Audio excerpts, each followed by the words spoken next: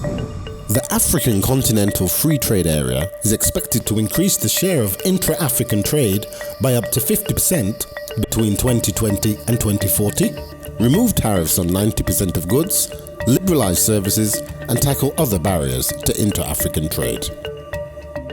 The AfCFTA is an African solution for supporting industrial development, creating new business opportunities, generating jobs, and reducing poverty. Since the start of 2019, the ECA has been working with its partners, the African Union Commission, the International Trade Center, the United Nations Conference on Trade and Development, and a selection of independent trade experts on a project financially supported by the European Union to support AfCFTA implementation across Africa. The project has been represented in over 35 countries, engaging in discussions with thousands of private sector, government, media, civil society, and academic stakeholders, setting up platforms for dialogue on the AfCFTA at the national and regional level to ensure wider stakeholder consultation about the agreement and support for its ratification. The project has also been supporting African Union member states in developing national strategies to ensure countries can implement the AfCFTA in a way that complements the unique characteristics of their own markets. For example, Zambia has drafted its own national implementation strategy and completed a validation workshop with key stakeholders. The fact that Zambia has a game plan for the implementation of the AfCFTA is a huge step forward and is a prime example of how the project equips countries to get closer to ratifying and implementing the agreement. More member states are now taking ownership of implementation of the AfCFTA with the assistance of the ECA and its partners.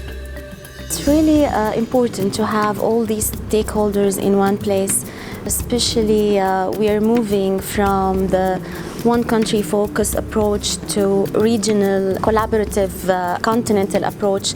So it's important to bring people from all over the continent, stakeholders, to sit together and have this opportunity to brainstorm and to discuss openly for every challenge they face and how to start to work on it. We know that we also need reforms, domestic reforms. If I take the AfCFTA to my parliament and then we ratify the AfCFTA, is that enough? And this is a key question. So these are some of the things that we need to make sure that we follow up and ensure that countries are being given the capacity to reform their own domestic systems such that the agreement can be implemented.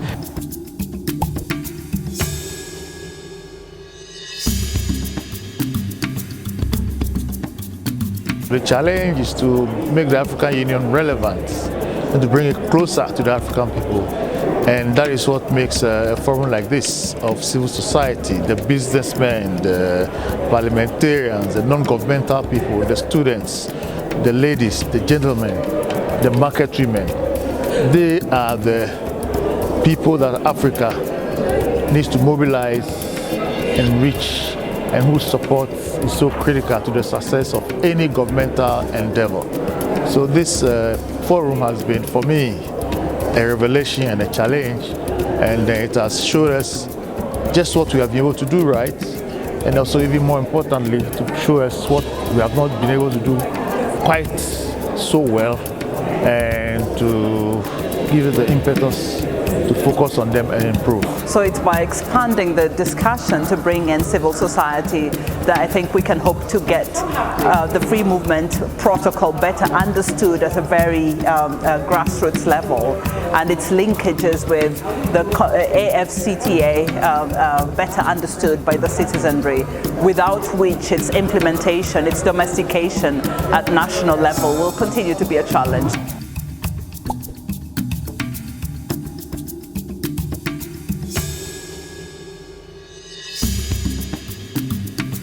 C'est intéressant et important quand nous parlons de la zone de libre-échange économique et que nous parlons en même temps du sport. Quand nous parlons du sport, c'est en Afrique intégrée. Nous connaissons tous le nom de Mo Salah, nous connaissons Sadio Mané, nous connaissons Onana, mais nous ne connaissons pas en tant qu'Africains ce que produisent nos pays. Nous ne connaissons pas en tant qu'Africains quels sont ce que nous pouvons échanger entre nous. Nous ne connaissons pas en tant qu'Africains quelles sont les frontières et comment les traverser, comment aller vers l'un et vers l'autre. Et je pense que c'est vraiment ça que la ZLECA veut faire. The women need to strengthen their organizations, which means from the scratch to the apex bodies. Because we have noticed that some countries do not have organizations of women empowerment, women of private sectors. Because like our country, we have a private sector foundation and we have the Tanzania Women Chamber of Commerce. So Chamber of Commerce, we have it already in place for women. But coming to the policy players, whenever they do things which involve private sector, they should engage us. They should engage us from the beginning and consult and get our views so that we are part of the framework so that it can be implemented properly, because we are the players of this at the end of the game.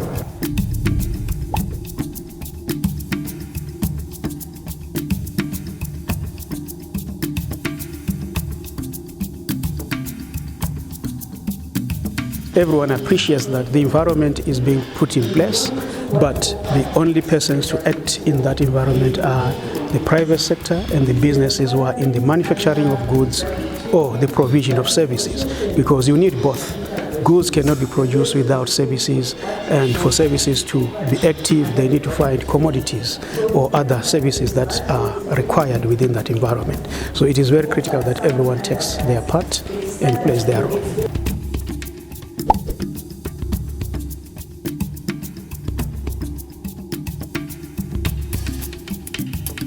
This meeting is critically important for me because I'm representing the gender voice in the country.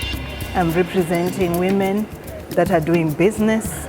And when we talk about the AfCFTA, this is a critical step in Africa. So our voice in this particular discussion dialogue is important. And so we have been trading, particularly the women in cross-border trade, and they have been having a myriad of challenges to be able to do that trade. So we believe the AfCFTA is the answer. But we also say with those benefits, there are challenges. And this is why we are here.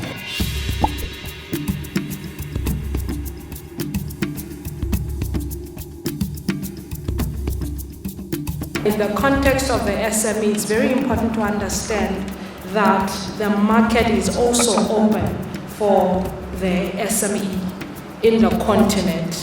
Sometimes we worry too much because we look internally when there's an opportunity to actually grow and take advantage of the market that exists in the continent. Instead of focusing on what could kill the SME, we need to focus on the opportunity that the AfCFTA is offering.